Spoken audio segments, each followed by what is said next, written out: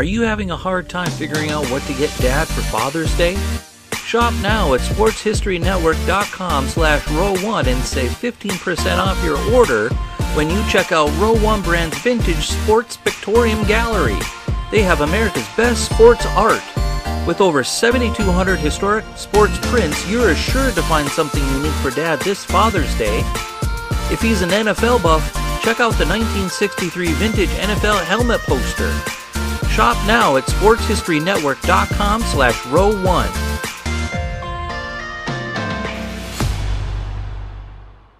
Gus Dorais is a name not familiar to many, but it should be, especially college football fans.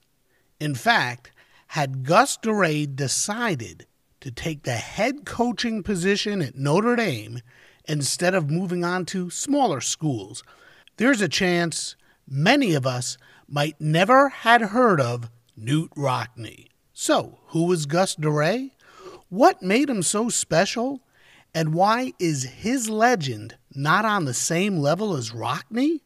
Stay tuned, because next on Sports Forgotten Heroes, we're going to explore the legend, yes, legend, of a great college football player and one of college football's most innovative and greatest coaches, Gus Dorais. This is Sports Forgotten Heroes, a tribute to the stars who shaped the games we love to watch and the games we love to play. Stars who provided us with many thrills, but when their time was up, they faded away. We'll take a look back at their spectacular careers, their moments of fame, even if it was just for one season or just one game. And now, here's your host, Warren Rogan. Hello and welcome again to Sports Forgotten Heroes, where every other week we go back into the annals of sports and talk about the heroes of the game whose names and accomplishments have faded away. And today, a perfect example of such a hero, the great Gus Dorais. And joining me in just a bit will be two terrific guests who have written a book about Gus. Gus Dorais, gridiron innovator, All-American, and Hall of Fame coach. A very accomplished author, Joe Niese, who has also written books about Burley Grimes and Andy Pafko, and is co-author for this book, the grandson of Gus, Bob Dorais. We're going to cover a lot, and we'll be jumping around too, as there is so much to the story of Gus Dorais. First, just a quick reminder, you can follow Sports Forgotten Heroes on Twitter at SportsFHeroes, look for our page on Facebook, or check us out on the web at sportsfh.com. There you can read more about our guests, more about the heroes we talk about, and we have links to videos about our forgotten heroes as well.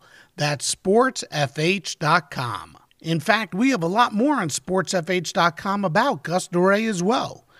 You know, Gus coached in college football for 27 years, and he compiled a record of 150 wins, 70 losses, and 12 ties. He created the football programs at Dubuque and Gonzaga. And after his career as the head coach at the University of Detroit, he moved up to the NFL and took over the helm of the Detroit Lions and coached them for 5 seasons, going 20, 31, and 2. Dorais started quarterback for Notre Dame. In fact, as a sophomore in 1911, Dorais led the team to a 6-0-2 record and was named captain of the Fighting Irish for the 1912 season and led Notre Dame to a 7-0 mark. In 1913, Dorais again led Notre Dame to a perfect mark of 7-0 in a season in which the Fighting Irish outscored its opponents by an incredible margin of 169-7. Yeah, you heard that right, 169-7. Of course, while Dorais was gaining a ton of accolades, there was another star on the team, Knute Rockne. And he plays a very large role in the story of Gus Dorais. The two spent 4 years together in South Bend and were roommates for all 4 years. And the stories. Oh, the stories. You're going to hear about some of them over the course of today's edition of Sports Forgotten Heroes. Like I said, there's so much to cover. And let's not forget, Dorais was a terrific professional football player as well. In fact, he and Rockne played for the historic Massillon Tigers. Now, if you have a reader in the family and or a sports fan and you're looking for a great gift for Christmas or Hanukkah or whatever holiday you celebrate at this time of year, I suggest visiting Amazon or GusDorais.com. That's GusDorais.com and getting a copy of Gus Dorais, Gridiron Innovator, All-American, and Hall of Fame coach. It's really a terrific book, and it's incredibly thorough. Now, without further ado, let's get on to my conversation with the book's two authors, Joe Niese and Bob Dorais. Joe, Bob, welcome to Sports Forgotten Heroes. I am so glad you both could be here. Thanks for having us. So let's start here. How did you find each other, and how did you go about working on this terrific book? Well, for starters, I was working on it for a little while, and I kind of ran into a dead end. And my previous books, I had worked with a close family member, a friend, and I was scouring the internet and came across this old message board from Ancestry.com from the late '90s, and there was an email address on there. Emailed it, and I think they got a hold of Bob, and Bob reached out to me, and it kind of went from there. Bob, if you want to talk about how we worked on things. Yeah, so once we connected, which was about 4 years ago, when we first talked, Joe had said, I'd made some progress. I want to do this book. And I said, well, funny enough, I've been researching this for a long time, and I have part of a book written, but I'm not a good writer, so it was a good match. And then a couple years ago, we really shifted into high gear and started on the manuscript and some further research and finding photographs and that kind of thing. Joe, where did your interest in Gus come from? Mine comes from, I live in Chippewa Falls, Gus's hometown. And so that was the beginning of my interest in it. The football field here is Dorais Field. It's a place I had played in high school, played a few games there. And so I was looking for my next subject, and there it was right in front of my face in my hometown. And Bob, to grow up in a household with the name Dorais and being related to Gus, you must have heard a lot of great stories about him. Well, funny enough, Warren, not really. I heard a few. But it really wasn't a thing that was talked about a lot. Now, my grandmother had a house nearby that we would go over occasionally, and she had a spare bedroom with some pictures and a few magazines and articles and so forth. And I always ran into that room and just stared at that stuff for hours. And that really is about the exposure I had to Gus. Interesting. Where did your interest come in trying to write a book about Gus? Why was that important to you? Okay, well, as I mentioned, going to my grandmother's house was one thing. And then right before she died, I visited her quite often, and she would talk about Gus a lot, which she never had in the past. And after she died, I thought, I really should find out more about this. So I started going to used bookstores and buying old football books and Spalding football guides and, that kind of thing. And just one thing led to another, and it just really picked up momentum and snowballed from there. Well, I got to tell both of you, when I mentioned it to a few people that I've interviewed previously on Sports Forgotten Heroes that I was going to do a podcast about Gus, they were quite impressed, and they're really looking forward to hearing all about Gus Dorais, who was obviously a pretty good athlete, and he wound up at a school that was not originally on his radar, Notre Dame. How did he wind up there? Go ahead, Bob. Well, yeah, as you mentioned, that was not his original school. He actually wanted to play at the University of Minnesota. And when he got up there, they took a look at him. You got to keep in mind, Gus was a very small guy. Even back then, he was all 5'7", maybe 135 pounds when he got out of high school. Kind of a tiny guy. And, you know, back then it was all brute force football. And when he showed up at Minnesota, they said, no, you're way too small. And that was that for Minnesota. And then just by chance, he talked to a couple people. They put him in touch with somebody at Notre Dame, and they invited him down there. And the rest is history. It really is history. And, of course, if you read the book, you're going to find out that his roommate for all 4 years at Notre Dame is one of the most famous names in the history of sports, Knute Rockne. Will one of you please tell us a little bit about their first encounters and just how well they got along? It was like it was almost a match made in heaven. Sure. Well, you know, when he got on Notre Dame campus, he kind of had a similar experience as at Minnesota. He got there, and Shorty Longman was Notre Dame's coach, and him and Dorais had this supposedly cordial correspondence leading up to Dorais showing up on campus. And Dorais came face to face with Longman, and he kind of got the same treatment he got at Minnesota. Longman gave him a once over, said, thought he was too small, kind of sent him on his way. And, Dorais had taken this long train ride down to South Bend from Chippewa Falls, and he, was really discouraged by it, but he got his room assignment, a subway room or a basement or subway room at Soren Hall. And he shows up there, opens his door, and he meets his new roommate, a 22-year-old Norwegian immigrant from Chicago named Knute Rockne.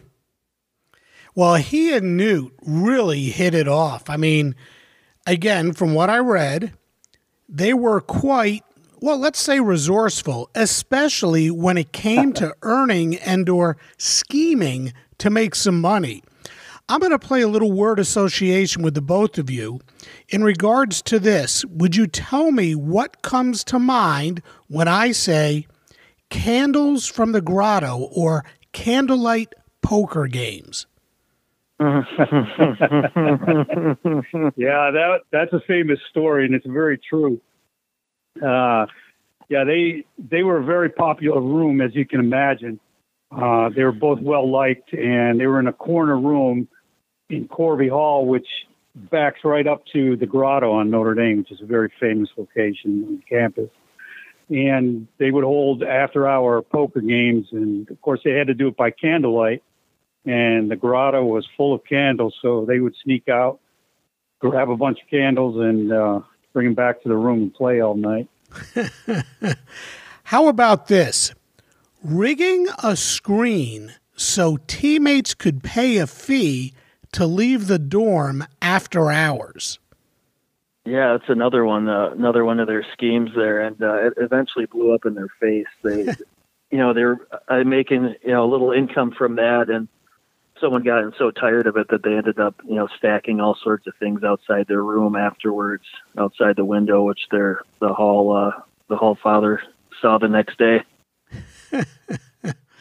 What about radiators? Can you tell me anything about radiators?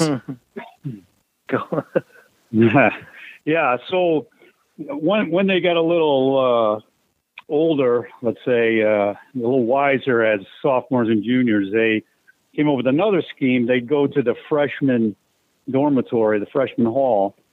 And back then, those rooms, the only way they were heated was by radiator. So they would knock on the door and ask the freshman if you paid your radiator rent. And the freshman would say, "What do you mean?" And "Oh, yeah, you got to pay radiator rent. And if you don't pay, we're going to shut off your heat." And the freshman would protest about it. And Rockne would be dressed in overalls with a hat and a big pipe wrench, and he'd come in. And he'd start, making noise with the wrench on the pipe and fake like he's shutting it off. And freshmen would panic and say, okay, here's the money. So, yeah, that was a scheme that made them a lot of money for a while.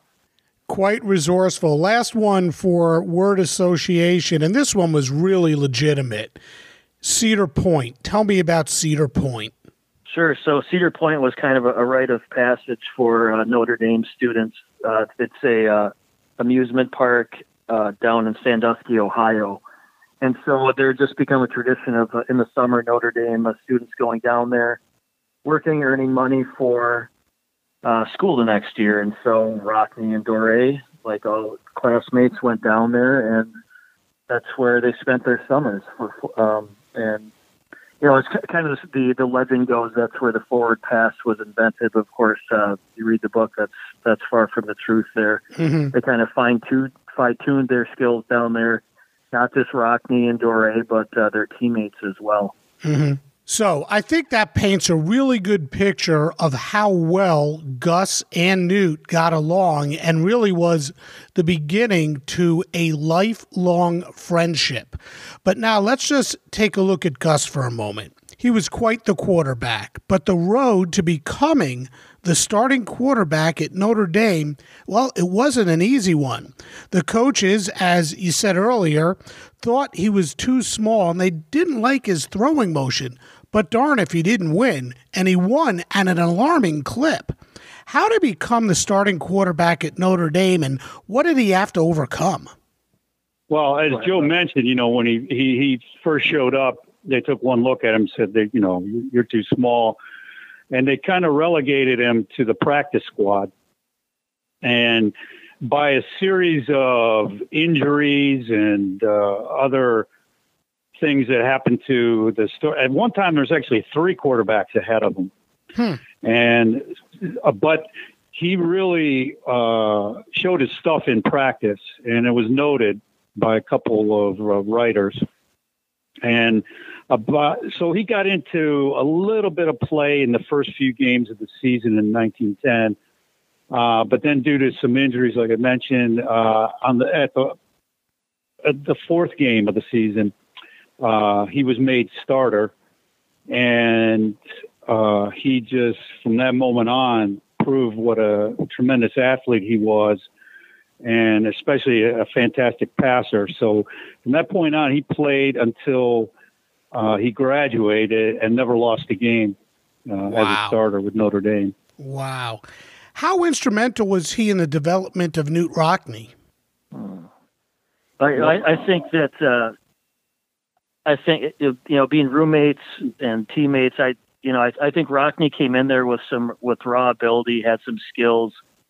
He had played as a receiver in high school.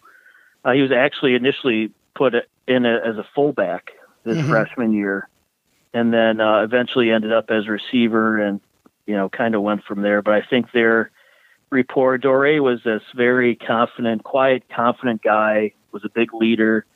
Rockne was kind of unsure of himself at first, and I think kind of fed off Dorais and kind of grew into the person he became, and helped because of Dorais. Mm-hmm. How dominant were those Notre Dame teams that Dorais and Rockne played for? Oh, very. If you look at year-by-year scores for the 4 years they were there, you see some ridiculous scores like 69-0.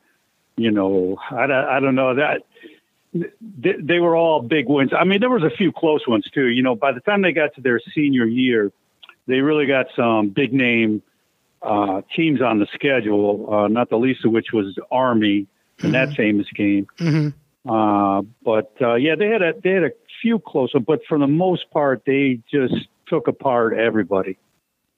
How much credit should Gus be given to the dominance of those Notre Dame teams? I think he wasn't a one-man show by any means, but like I said, he was kind of the leader of those teams. He was a captain his junior year, and I just think that the players really fed off of him and his confidence, being such a slight guy, small guy, but just this huge personality and huge confidence. Not being a cocky guy, but very confident, that they really fed off of him. Mm-hmm. You know, when you look back at those teams, of course, the one name, and it could be due to the fact he became such a legend after his playing days, Knute Rockne, with all of that, with everything that Dorais did, why do you think the name Gus Dorais is one that so very few know, that so very few have ever heard of? Why is that? Why do so many people not know the name Gus Dorais? Yeah, that's a good question. You know, I think it really boils down to Gus himself. I mean, he did get a lot of press at the time when he was playing. He was Notre Dame's first consensus All-American. But after that, he ended up at a small college in Dubuque, Iowa. And for the rest of his college coaching career, he stayed at small schools, and he loved that challenge. He went from Dubuque out to Spokane to Gonzaga, and then ended up at the University of Detroit. And they're all relatively small student bodies, and he just loved that challenge. So he never really had a program that got a lot of press, unlike Notre Dame, Army, Harvard, Yale, all the big teams back in the day. Not that they didn't. The other thing, though, he had opportunities. He was courted almost every year. They tried to hire him at Michigan State, Cornell, all these big universities, but he preferred the smaller programs, building them up and developing players in those schools. He was a terrific quarterback, but he was somewhat hampered by the rules of the game, one of which was you couldn't pass the ball more than 20 yards. But this all changed in 1912. In fact, several rules were changed. A fourth down was added. The field was reduced from 110 yards to 100 yards, and end zones were added. Passes caught in the end zone, which prior to 1912 were ruled as touchbacks, were now ruled to be touchdowns. Touchdowns were now worth 6 points instead of 5. But the biggest change, at least from what I read, was this. You could now throw passes more than 20 yards beyond the line of scrimmage. Just how crucial was this to the development of Gus Dorais as a quarterback, and why did this help him more than most quarterbacks? Well, I think it was, he'd gone through 3 different coaches while he was in college, and Jack Marks, who was his coach in his sophomore and junior year, really laid the foundation for that Notre Dame offense that became so famous. But the opening up of those, as you mentioned very well, all the things that changed there in 1912. But a lot of those, as Bob said, those East Coast powerhouse teams, they still weren't using the pass. And so when Notre Dame shows up at West Point there in November of 1913, the pass was still an act of desperation. But Notre Dame had been using, was just part of their offense. And so, Notre Dame put on their show there with a couple long passes and to Rockne and Gushurst. And so they kind of showed what the pass could do and not just be an act of desperation. What was the football like back then? I did a podcast way back when on Benny Friedman, and the ball was not the same shape as the ball we know today. How was the ball, or what was the ball like back then, and how did that affect quarterbacks in trying to throw the ball? Well, it was a little more round and a little fatter, I would say. And it did affect them. In fact, going back to the last question and connecting it with this question, the technique of throwing the pass was different as well. Right. It was first thrown underhand, kind of like a discus, and the ball went end over end. And then the next evolution in the pass was to still throw it underhand, but to hold it in the palm of your hand and spin it to get the spiral. So a lot of the pass patterns, because of the rule restrictions, were short, and those techniques were fine.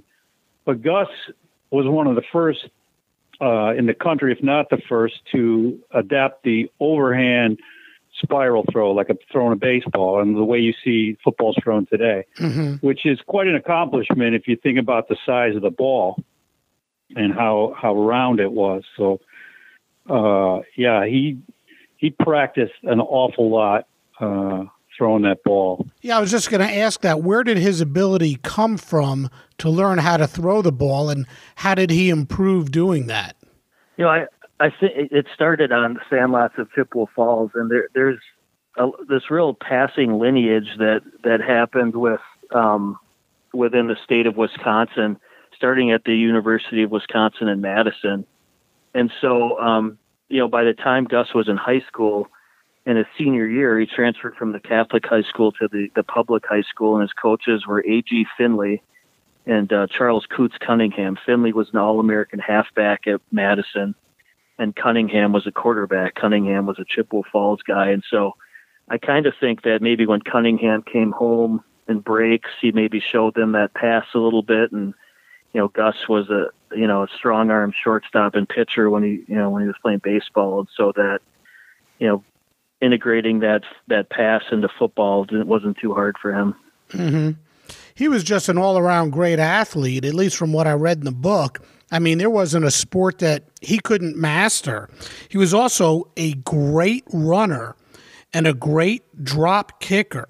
So he could beat you in many ways. And Notre Dame played its own version of the shift, which at first wasn't accepted by the players. Eventually, though, they came to like it. It was actually called the Notre Dame box. Would you explain it to us and just how it worked? Go ahead, Joe. Well, the Notre Dame the shift was like a lineman shift would shift before, and the backs would also there'd be some movement in the backfield as well, and it kind of changed from year to year. Like I said, Marks came in. He came from a small school and integrated his offense in it. The players didn't really like it very well, as you said, and we alluded to in the book. And then they kind of saw what was taking shape and accepted that offense. And then Marks improved on that as well. And then Rockne and Dorais improved on that as well. And so that came to be the Notre Dame offense. Why was Notre Dame so successful with it? What about it caused fits for the opposing defense? Probably the way they ran it and their level of comfort with it, and that of course we're talking about the subject here, but I think it's Dorais' confidence in it and the way he went about running that offense. So obviously he and Knute had a terrific time at Notre Dame. The Fighting Irish were really a dominant team. But after playing at Notre Dame, Gus and Knute were basically asked to choose between themselves as to who would stay on at Notre Dame as an assistant to Coach Jesse Harper, and the other would move on to become the head coach elsewhere. Dorais acquiesced, let Rockne take the assistant's job. Tell us how Gus and Knute made the decision. Ultimately, I think, a decision that would seal the legend of Knute Rockne, and a decision that would send Dorais onto a terrific career, but not with the notoriety and fame that Rockne enjoyed. How did they arrive at the decision for Knute to stay and Gus to leave? Yeah, there's a famous story that circulates around that, and it has to do with a coin toss.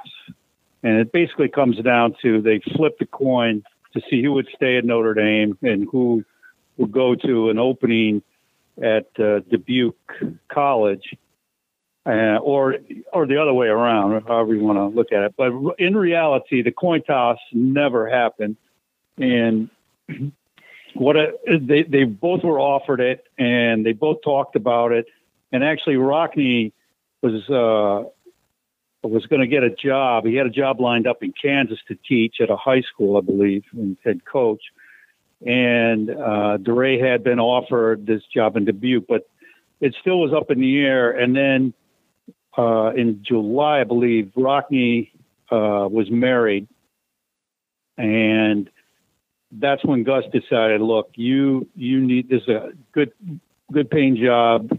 You need stability. Oh, I'm sorry, I left out an important part. The job in Kansas fell through for Rockne, so he was sitting there with nowhere to go. So that's when Gus said to him, look, you need this job. You're starting a family, and I have an opportunity at Dubuque. You stay here at Notre Dame, and I'll go up to Dubuque. Wow. I mean, when you think about that, the paths that these two guys took and how different they could be, we could actually be doing this show right now about Knute Rockne and how no one knew or no one knows who Knute Rockne was, and Gus Dorais is the most famous of all. Yeah, that could be. Although, Warren, I don't think Gus had the right personality to take Notre Dame to the level that Rockne did, which is a complete reversal of when they were in school. As Joe mentioned, Gus was the confident one of the two and spoke well, but very quiet. And Rockne he didn't like to speak in front of people. He was not good at giving speeches, but he grew out of that. And of course he became a phenomenal coach, speaker, motivator, the whole 9 yards. And in fact, when Rockne died, about a year after, they had coaching problems and things didn't work out, and they invited Gus down as a candidate for the head coach. But from what we can ascertain, I think it was more out of politeness, and I think the alumni were screaming at Notre Dame to hire Gus as the head coach, but he just did not have the personality to run a program like that. He was just too, quiet and humble of a guy. But one thing he did want to do was play professionally. So he leaves Notre Dame and he goes on to Dubuque.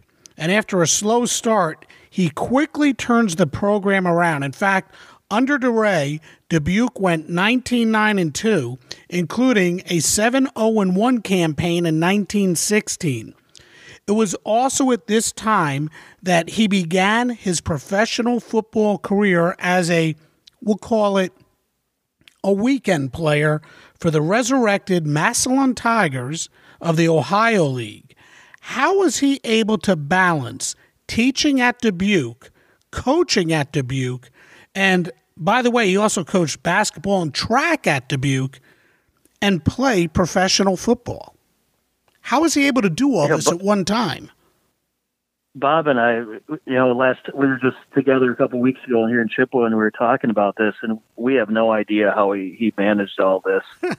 To often be, coaching a game on Saturday in Iowa and hop on a train and go to Ohio, and be playing the next day on a train that, wasn't going that fast, and, on there all night. And that was their first game that him and Rockne played in Massillon. They arrived in town the morning of and showed up at the hotel, the team hotel. So I don't know how he managed all this and to do it successfully. And that first game for Massillon was against the Canton Bulldogs, and it really surprised a lot of people. He and Rockne, who was also a weekend player, beat Canton and the legendary Jim Thorpe, one of the greatest athletes of all time.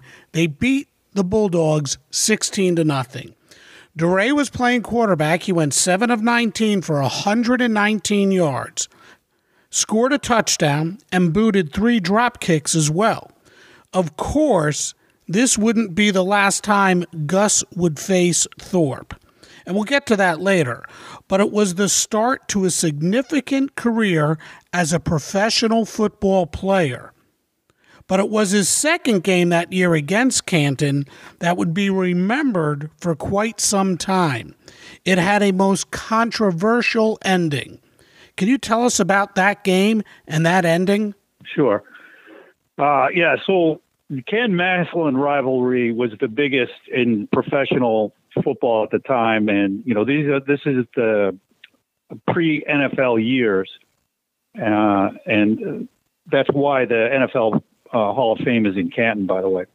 Mm-hmm, mm-hmm. So these were the two big teams, and the second game was played in Canton, and it was a very close game, and it got down. I think there was maybe 12 minutes, something like that, left. And you have to remember back then there weren't the fields they played on. They had small grandstands for the most part, but people would crowd around the sidelines and the end zones for these games. And so what happened at this one play, Gus had dropped back to pass and hit a receiver right down by the goal line, and he carried it into the end zone. Now, remember, this is in Canton, so the crowd swarmed the Massillon player, and in a few seconds later, a Canton player emerged with the ball. So they ruled that it was not a touchdown, and that ended up costing them the game. And wasn't it later discovered that it actually was a touchdown? Yeah, it was. Yeah, so what happened was when the receiver went into the end zone, according to the receiver, when he hit the ground, a police officer kicked the ball out of his hands, and it went right over to the Canton player. But the referees couldn't see anything because the crowd had swarmed. Mm-hmm. Well, it turns out it wasn't a police officer. It was a streetcar conductor. And years later, this streetcar conductor confessed to this play. He said something to the effect, "I had too much money bet on this game to let that guy, get the touchdown. So as soon as he hit the ground, I kicked the ball out of his hands." And the rest didn't see it, and that was that. Gus would go on to play for another professional team, the Fort Wayne Friars, a team that was peppered with former players from Notre Dame. Now, please explain how players, it was professional football, but it wasn't structured the way the NFL or the CFL or any professional league is structured today. Players could play for two different teams at one time, and how this ultimately bit Dorais in the butt. And by the way, Rockne was there by his side as well. And when Dorais had to choose between playing for Fort Wayne or playing for Massillon, it caused a little bit of controversy. Can you talk about that period of time? Sure. So, as you said, Dorais was going to play. He was playing for both teams at the time. And so he had committed to Fort Wayne, but he'd also committed to Massillon that he would be there for that game against Canton. And so he made up an excuse or an injury that he wouldn't be in Fort Wayne that weekend when he in fact was playing the big game between the Bulldogs and the Tigers. And of course, word got back to Fort Wayne, and it was a pretty embarrassing thing for Gus. He did this huge public apology in the local paper, and it was one of the real low points of his playing career. He always, was really well respected, and this took a little hit to his image there briefly. While all this is going on, let's not forget that Gus was still coaching football at Dubuque, and he was coaching it really well. Tell us about the teams at Dubuque and just how good they were. I mean, they turned out pro talent too, even though they didn't play against what we would call now the Power 5 schools. Dubuque still turned out some pretty good pro talent. Just how good were those teams? So, it took a couple of years for Gus to finally get his offense running, but when he did, he had a lot of success with running backs in particular.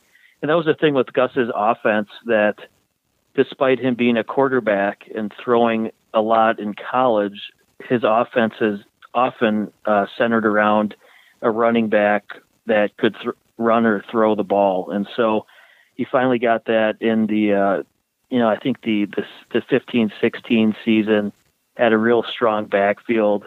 Lineman Jones from Notre Dame came in and played as well. And they really dominated the Hawkeye Conference and won. Mm-hmm. His time at Dubuque ended quietly.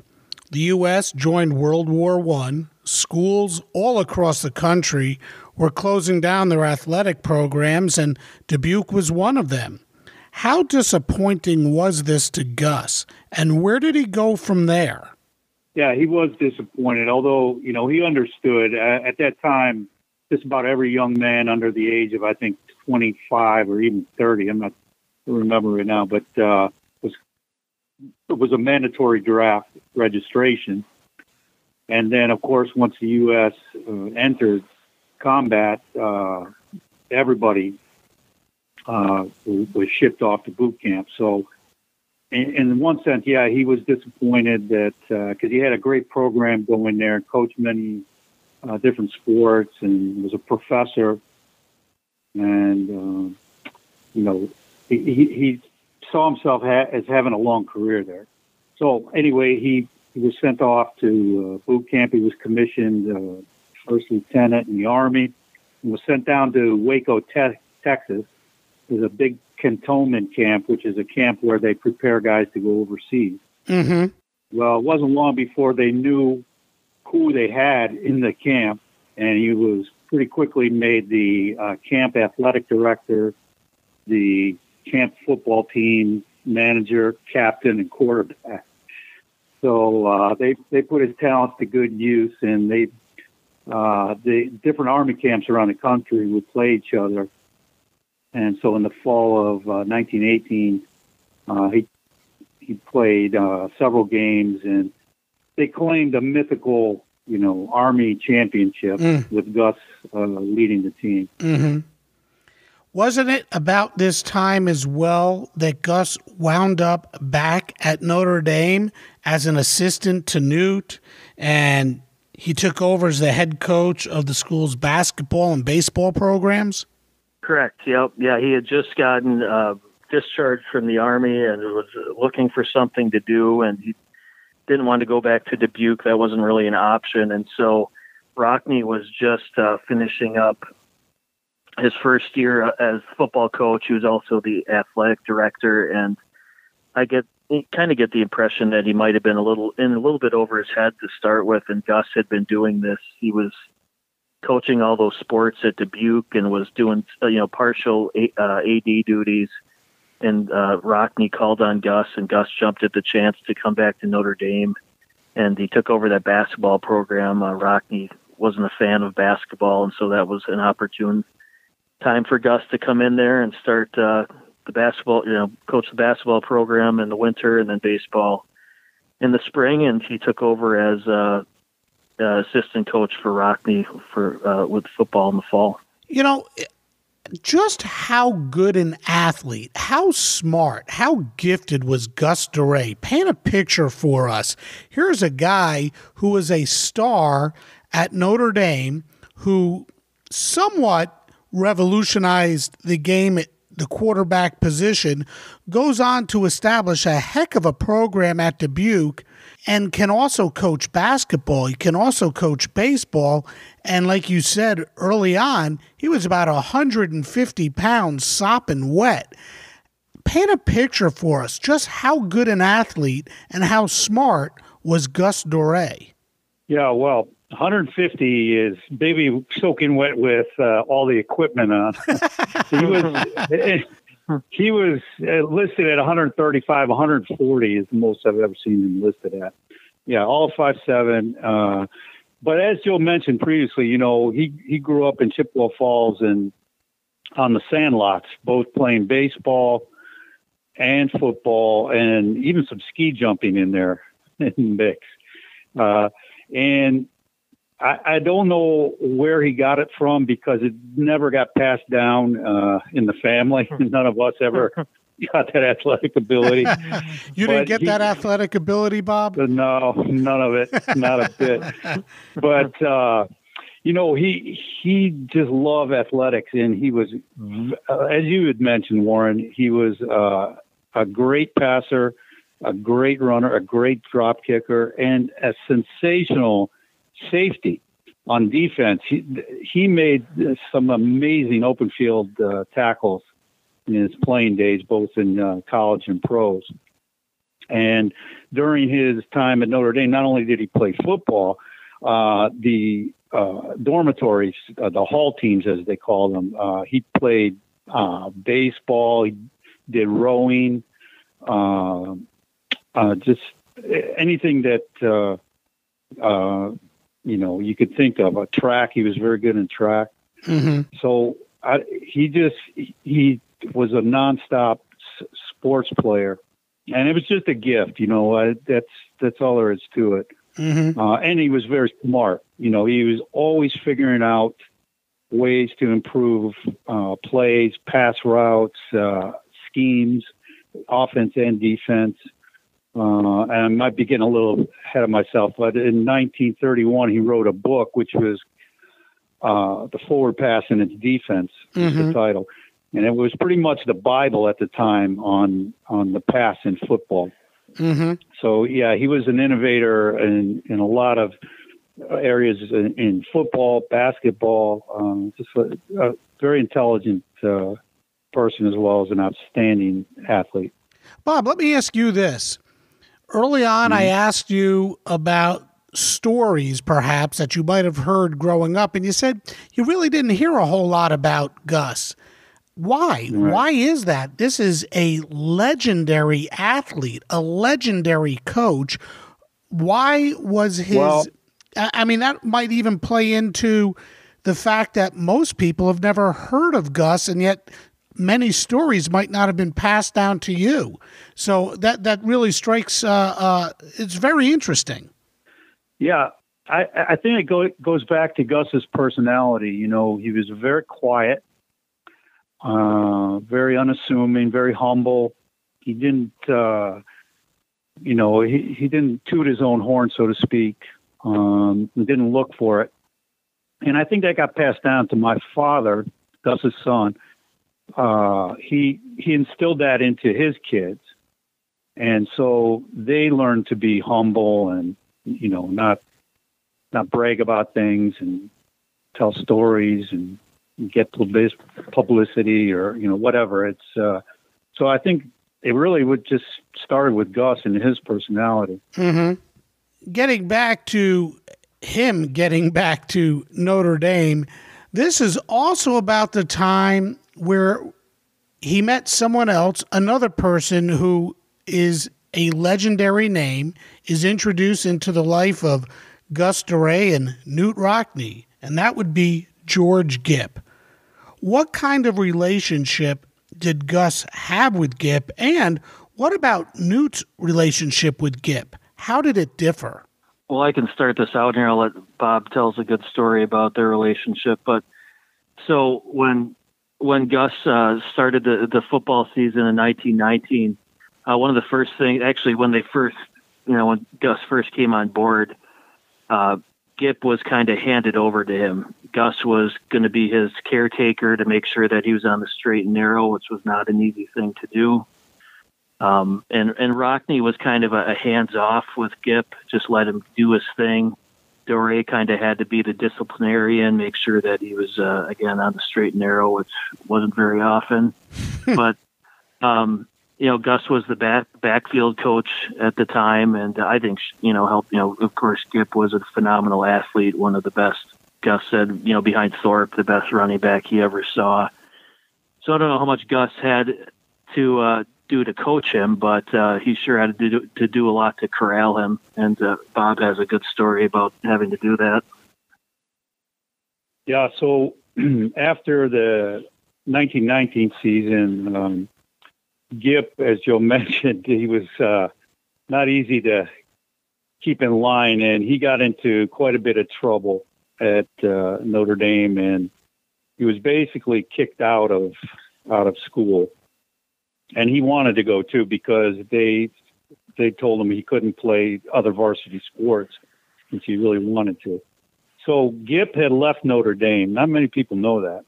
And he had gone up to Detroit, and he was looking to get on the University of Detroit football team up there. So when spring practice rolled around, Gus had come back from spring break, walked into Rockne's office, and And Rockne jumped right up. He said, "Gus, don't unpack. Get on the train. Get up to Detroit right now and find Gip."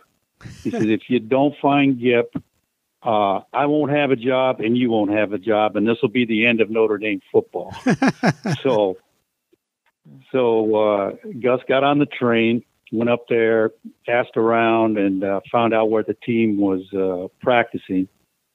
And after the practice, he ran up to George and he said, "Look, Gip, you've got to come back to Notre Dame." He said, "Yeah, Gus, I'd like to, except they won't let me play there, and I've been in a lot of trouble and so forth." He said, "Look, all's forgiven. You can play any sport you want. You just got to come back, or Rock and I don't have jobs." And with that, he got back on the train and with Gip, and they returned to Notre Dame. And of course, Gip went on to have a very storied season in the fall of 1920. Okay, so I thought it'd be neat to stop for a moment for a little sidebar about George Gipp, the Gipper. Win one for the Gipper. Just how good was George Gipp and what actually happened to him? First, let's talk about what happened to him. And frankly, the chance of this happening today is next to impossible. Basically, he died from a battle with strep throat. Back in 1920, there weren't antibiotics. There's some significant discussion as to how Gipp contracted strep. Anything from being locked out of his dorm room after returning after curfew to giving punting lessons in bad weather late in November. Either way, antibiotics hadn't been invented yet, and tragically, Gipp succumbed to strep throat, maybe with a little pneumonia mixed in. Just 3 weeks after being named Notre Dame's first All-American by Walter Camp, and he was the school's second consensus All-American. Gus Dorais was Notre Dame's first. On the field, Gipp was everything and maybe more than you heard. He rushed for 2,341 yards on 369 carries for an average of 6.3 yards a carry. In his final year of 1920, he averaged 8.1 yards a carry, still a Notre Dame record. He was also pretty darn good throwing the ball. His best season coming in 1919 when he completed 41 of 72 attempts for 727 yards. Overall, he averaged 128 yards of offense a game, which I think is still a Notre Dame record. Now, this is also around the time that Gus was getting back into the professional game. And in 1920, he played against Canton and Jim Thorpe once again. And this is when Dorais' playing days came to an end. What happened? And before you go there, I guess Jim Thorpe just didn't like him, did he? I'll let you take it, Bobby. Do a good job of telling this one. Yeah, so just a small correction. It was the 1919 season. And okay. And Gus was playing exclusively for Massillon, and Rockne was there and on that team. And then, of course, Canton had Thorpe and a bunch of other great players. And in November, they were they both teams were playing well, and they were vying for the championship. So this was the game to decide the professional football world championship, as they called it back then. And so early in the game, on defense, Gus had covered Thorpe coming out of the backfield on the pass route, and he'd fallen in behind Thorpe as he was running down the field, and he tripped him from behind. And Thorpe, you have to remember, was a huge guy, even back then, and even by today's standards. And he fell flat on his face. And when he stood up, as Gus put it, he looked like a gourd bull.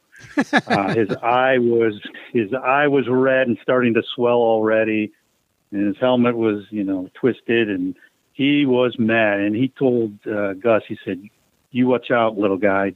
Nobody does that to me." And so Gus was truly afraid. And for the rest of the game, he kept one eye on the play and one eye on Thorpe. And near the end of the game, Gus called his own signal and went off tackle for just a off tackle run for a couple yards. And he said, that's the first time during the game I'd taken my mind off of Thorpe. As Gus was laying down right after the play stopped, Thorpe took a running leap and with both knees landed square on Gus's lower back. Oh. Yeah. And, of course, that knocked him out of the game. And subsequent to that, it was discovered that he had damaged kidneys from that impact. And he was in a back brace for several months, a body cast kind of thing. And that was it for him. That pretty much ended any chance of him ever playing pro football again. The game, however, let me quickly add though, Gus never held animosity towards Thorpe. And as Joe had mentioned, he rated Thorpe as the all-time running back in football. Football was a lot different back then. Players could get away with dastardly moves like what Jim Thorpe did. Did Thorpe ever say anything about that? Did it bother Thorpe that he ended Gus's career that way? Was there ever a conversation between the two? Does anybody know of anything that ever happened again between Jim Thorpe and Gus Dorais? No, not really. Like I said, years later, Gus was asked about it several times, during the rest of his life. And every time he came back, he said, no, it was just a hard play. Thorpe is a fantastic player, the best I've ever seen. And, that was it. I think that was just the style of play in those years, Warren. Mm-hmm. It was just, there was a lot of brute force, roughhousing, punches were thrown, jumping on guys, I think was pretty common. So I don't think it was looked at like it would be today. I mean, if you saw that, it would be on ESPN and, people would be screaming bloody murder over it and that kind of thing. But back then, I think it was pretty commonplace, and it was just a tough play for Gus. But no, he never talked to Thorpe about it. Mm-hmm. Well, this was also around the same time that Gus's career as a coach was about to take a monumental turn, and he ended up at Gonzaga. How did he get there? And speak of Gonzaga's relationship with Notre Dame as well. So, yeah, they had, being Catholic institutions, they had some reciprocity there. And Gonzaga was looking to make a splash in college football, as were a lot of Catholic institutions at that time. And they initially, actually, we just got done talking about Jim Thorpe. They offered the job to Thorpe, and he turned it down, and he became the first commissioner of the NFL. But Dorais was their second choice. They offered it to Gus, and Gus jumped at it. He was looking to get back into head coaching duties, athletic director duties, and so he headed west to Spokane and started his journey there, and back being a head coach, implementing his office style of offense there, and similar to Dubuque, it took a couple years, but finally it finally clicked in 1922. Mm-hmm. What kind of challenges did Gus face in trying to build a program at Gonzaga? I think it was the numbers. It was a small, just a couple hundred students at that time.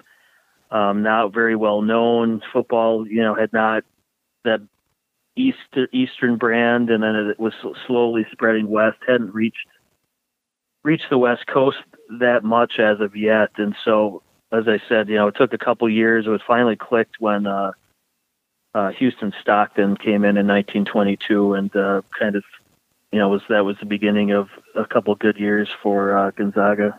Mm-hmm. He really liked it out there, didn't he? What did he and his wife, Viola, like so much about living out there? Well, one of the things about Gus, coming from the North Woods of Wisconsin and Chippewa Falls area, was he was an outdoorsman, and in particularly he was an avid fisherman, and he just generally liked the woods and camping and that kind of thing. So of course, the Northwest Washington State is a beautiful part of the country and offered all those kind of things to him. So he loved the environment. How much did he love coaching at Gonzaga? And tell me about probably the greatest victory he had at the school was a game against Washington State. How much did he like coaching at Gonzaga? And tell me about that game against Washington State when he finally beat them. So I think that was that the 22 season, Bob? I can't remember now if that was. No, 23, I think. 23, yeah. And he finally beat him. So he, I think he loved coaching at Gonzaga, and there was it was difficult for him to leave that area. But, just especially as he was just starting to get the program shaped how he wanted to. But, Washington State was their biggest rival. And so I think it was the first or second game of the season where he finally broke through. And that was, I think, one of his more memorable victories of all of his, was that win over Washington State, and finally get that win. The 22 season was great. They made it to a bowl game, almost beat West Virginia, but they still hadn't beat Washington State yet, and he finally did in 23. Mm-hmm. Why did he leave Gonzaga? Well, he was noticed out west and what he was doing with that program. And in Detroit, again, a Catholic institution. So it was kind of, I think someone once referred to it as a Catholic mafia, all these universities. They were all connected. And, they wanted a name coach and a quality coach. And they knew about Gus in his playing days at Notre Dame. And the couple of years he was at Notre Dame as an assistant to Rockne. So they made a hard play for Gus. And Gus had started a family in Spokane. He had a child by 1922 and another one on the way. And Gonzaga couldn't really, he paid him a decent salary, but they couldn't pay him what he could get at Detroit. So I think that played into it. And actually, Vi, his wife, fought tooth and nail not to go to Detroit. So there was a lot of activity. I think in 1923, there was a lot of telegrams back and forth between Detroit and Gus and Rockne. They got Rockne in the mix to try to convince him. And he felt terrible about it. And then everything stopped for a while, for a year. And he was going to stay. And then UD came back, University of Detroit came back and pressed hard again. And finally, they talked him into it because I think at the end of 1925, his contract was running out with Gonzaga anyway. So it made it a little easier for him to leave. But, it was a very, very tough decision for him because he had built that program from basically nothing to, one of the elite programs out west.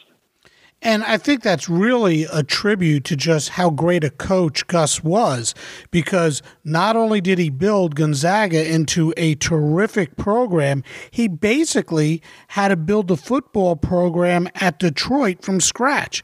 And from the way you guys describe it in the book, he really enjoyed this. And just like at Gonzaga, he wound up with one or two players who really defined his time at Detroit. Tell us about his time at Detroit, particularly about building the program and that great 19-game winning streak. Sure. So when he came there in 25, there had been a real, they hadn't had any consistency. And similar to Gonzaga, they were trying to make that splash in college sports, particularly football. And they brought Gus in. And, he had a tough couple first years, 25 and 26.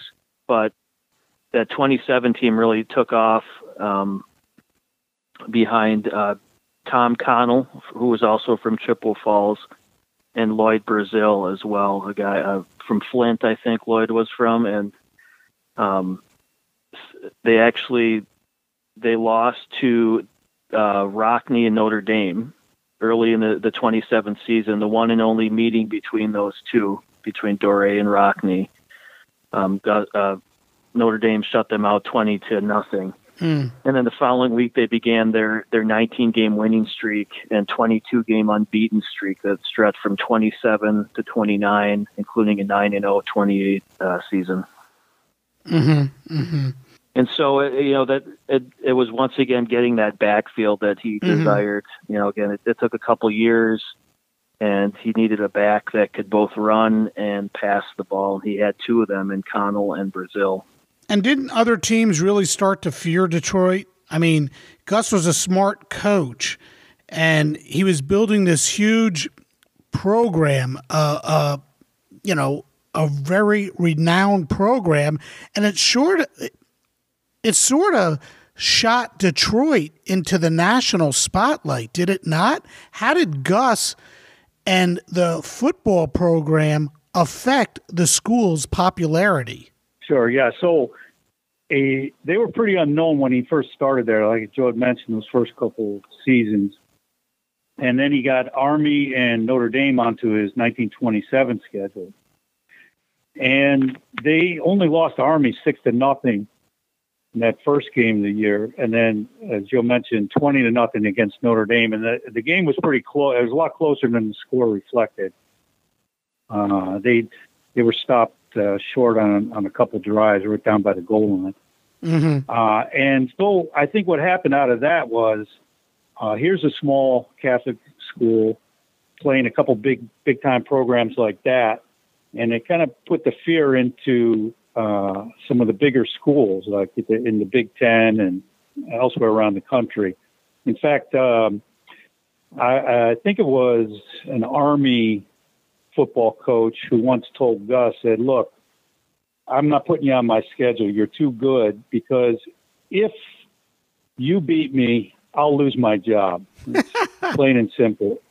And if we beat you, nobody will care because you're a small school. Right. And I think that kind of mentality was kind of felt throughout the country with a lot of the bigger programs. They knew Gus was, a master with the forward pass game and could beat any team on any given Saturday. And they just didn't want to,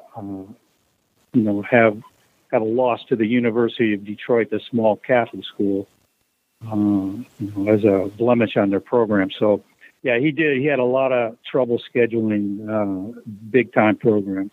How was or why was Gus so much better than his fellow coaches? What was he able to do to recruit the better players to go play for him? What was it about his coaching style? What made Gus such a good football coach? I can speak briefly, and Bob can as well here if you have anything to add. But, it was a difficult haul from, especially in Michigan, where you're going against University of Michigan, who was a huge program then. It still is, obviously, but, Michigan State. And, he got some players that weren't really on the radar of other colleges, but then he saw something in them. And Gus, he wasn't a yeller, didn't chastise people, wasn't a big speech maker. When he did do a speech, you knew, it was a big deal. And so I think they really respected his perspective on the game. Of course, his resume was, huge, and they respected that as well. But the way he conveyed the game to people, I think, really, really resonated with them. Mm-hmm. All through this, his time at Gonzaga, his time at Detroit, his relationship with Rockne was still really something. And even though they were rivals on the field, they still helped each other out with the respective teams. They really were best of friends. Just how important was that friendship, and how devastating a blow was Rockne's death, not just to Notre Dame, not just to football or the world of sports, but to Gus? Just how much did Knute Rockne's death affect Gus? Yeah, so as you mentioned, they were obviously roommates, teammates, friends, and after Gus had left Notre Dame the second time, they stayed in touch, and they conducted summer coaching clinics for other coaches around the country together. When Gus brought Gonzaga east to play the University of Detroit, they stopped off in Notre Dame and scrimmaged with Rockne's team. In fact, Rockne lent them jerseys to go play up in Detroit because they didn't have the right color jerseys. So yeah, they were together during the off season quite a bit. And so when Rockne died in that tragic plane crash, Gus was completely gutted by it. And so he kind of took up the mantle to continue Rockne's legacy. He gave many speeches. He was constantly down at Notre Dame at alumni functions, football banquets.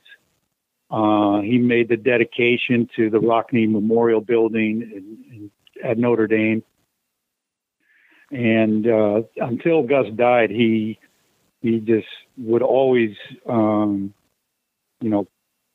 sing the praises of Rockne. Mm-hmm. But I think it did affect him quite a bit because, everybody wonders just how much more Rockne could have done with Notre Dame. And yeah, so yeah, he was deeply affected by it. Do you think had Notre Dame offered Gus the job to be head coach immediately after Knute had passed away, do you think Gus would have left Detroit and gone on to coach Notre Dame? I don't think so, Warren, because at the time, I think, Hunk Anderson was his assistant coach at the time.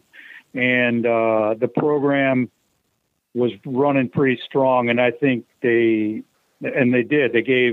handed the reins over to Hunk Anderson, who was in his own right a fantastic football player from Notre Dame and legendary in his own right. And so if there was consideration at the time, I don't know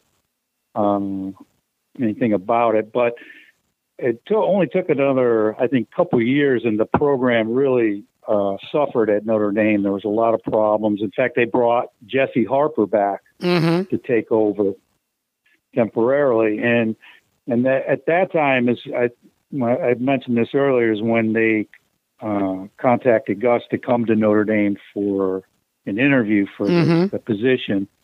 But I think really it was out of courtesy and out of the alumni demanding it that they did that. And even Vi didn't want him to go. In fact, when Gus was on the train down there, he stopped about halfway in Michigan, southern Michigan, and called back home. And Vi pleaded with him, says, "Don't take the job. Please don't take the job." So, and as I mentioned before, I think it was out of courtesy, and he just did not have the right personality to take over the program that Rockne had built up to that point. I mean, it was legendary. It was covered by all the press. Movies were being made. I just don't think Gus was the right person for that. Isn't it amazing how good a coach you could be, but sometimes your personality doesn't permit you or allow you to coach at such a prestigious institution like a Notre Dame or an Alabama or an Ohio State, that sometimes you're just better fit for working at a school that doesn't have as much notoriety or is as big. And really, Gus excelled at smaller schools, Dubuque, Gonzaga, Detroit. Some of these schools don't even have a football program anymore. So Gus coached at Detroit for so long, but wasn't it a struggle with fellow professors in regards to his salary, trying to schedule bigger schools, and then financial difficulties because of the war? So wasn't that part of the reason Gus finally gave up and actually did move on to a bigger program? The Detroit Lions, a professional football team. And he didn't meet with great success there. What happened? Why did he leave Detroit? What was it that his fellow professors or fellow faculty just didn't like about Gus that forced him to give up his job at Detroit and go on to coach the Detroit Lions? Well, it was. I don't think it was any disdain for Gus. There was issues in the early 30s with his salary because of the Depression era stuff, and Gus actually didn't take salary for some of those years and was going to get paid back on a back end deal years later, which he never got. And so it actually ended up forcing Gus's hand to leave was World War II. And as he said, Loris, as an aside, Loris, or Dubuque College now, Loris is the only one of Gus's schools that still has a football program that he coached at. And so it was just kind of an opportune time. During World War II, University of Detroit was going to drop their program. The Lions had been after Gus for years to coach, and he finally took the leap. And I think a little bit too late in his coaching career to do that, but he found success during the World War II years. The 45 season, he was 7-2, but then stumbled the last 2 years there in 46 and 47. Was some of that due to off-the-field distractions? And I hate to use a word like distraction when you're talking about a child tragically drowning. But that's what happened. The last few years of Gus's life were tough, maybe even somewhat depressing. He passed away in 1954 from ALS, otherwise known as Lou Gehrig's disease. What were those last years like for Gus, and how should we remember Gus Dorais? Yeah, well, as you mentioned, his youngest son drowned in the summer of 1947 prior to the last year he coached the Lions. Just to back up a little bit, the problems with the Lions, and it was problems with several other teams in the NFL at the time, were a lot of players were lost to the war. And so, the rosters were kind of thin. And at the same time, a new football league was started, the All-America Football Conference. So, right. There was a lot of competition for professional football players. And on top of that, the owner of the Lions was a private owner, single guy. He had, in the last couple of years, had some financial difficulties, and he made some roster moves based on salary that were not optimal for the Lions. So all those things played into the Lions struggling his last couple of years. And then, of course, leading up to his son accidentally drowning in a lake in Michigan.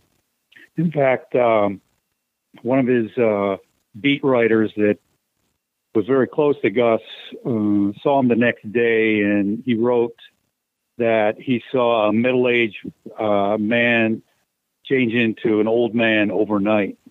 Wow. So it deeply affected him. And so the 47 season was pretty awful for the Lions and for Gus, professionally and personally. And so by December of 47, the Lions and Gus parted ways. And so Gus, he sort of wanted to remain in football, but he also kind of wanted to retire, try his hand in business. And so we actually ended up doing both. He scouted a little bit for several teams, kind of a freelance scout. And then he was hired by one of his former players, Ray Flaherty, as a scout for the New York Yankees football team, and then subsequent to that, the Chicago Hornets football team. And at the same time, he opened up a car dealership in Wabash, Indiana, with his son. And so he had his hands in a lot of things, a lot of different things, post Detroit Lions. And in fact, in 1952, he was brought in to help his former assistant with the Lions, Joe Bach, who is now head coach of the Pittsburgh Steelers. He was brought in to teach or help with the T formation, which most teams had already switched to from the single wing. So, that was his last foray into football in 1952. And then, but during the 40s, and especially after his son drowned, until he died, his health really started failing rapidly. Mm-hmm. And he died a relatively young man. He was only 63. Mm-hmm. Guys, your book, Gus Dorais, Gridiron Innovator, All-American, and Hall of Fame Coach, does such a good job at diving in thorough detail about the life of a true legend. I mean, that's really what Gus Dorais is or was, a true legend. And, had he become coach of Notre Dame instead of Knute Rockne, like I said earlier, we might not even be having this discussion, but we are, because that's the kind of life that Gus wanted to lead, was working at the we'll say smaller schools. To go through your book in depth and concentrate on every single little detail is virtually impossible. And that's why I decided to craft this podcast in the way I did, with touching on a bunch of different points. I want to ask both of you this. What was the most difficult hurdle you had to overcome in writing this book? I mean, there's so much information. Well, I'll go first. Joe ponders. For me, I started out, as I mentioned, talking to my grandmother right before she died. That really kind of got the ball rolling for me. And so in the early 90s, I started doing a lot of research. And at the time, of course, there was no internet. And I started traveling with a young family. We vacation in Michigan. I live in Pennsylvania. And I ended up going to the Pro Football Hall of Fame, different local city libraries where he played, universities, all these different institutions, and going through microfiche and, copying things out of that. And so that was difficult back then. And probably the biggest difficulty for me after that was trying to write the book. I'd written, I don't know, maybe a third to a half of the book, and I am not a writer. I'm not an editor. It's awful. And let me just say that Joe Niese was a godsend for the Gus Dorais story. He really took the ball and ran hard and fast with it, and really did a fantastic job finishing off the book. Very cool. Joe, how about this? Let me ask you this question. What surprised you most about Gus Dorais? What did you learn about Gus that surprised you most?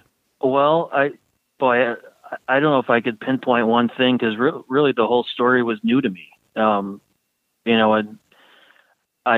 forever thankful that I found Bob on that, like I said, that old Ancestry.com webpage from the late 90s. I don't know how else him and I would have made contact if it had not been for then.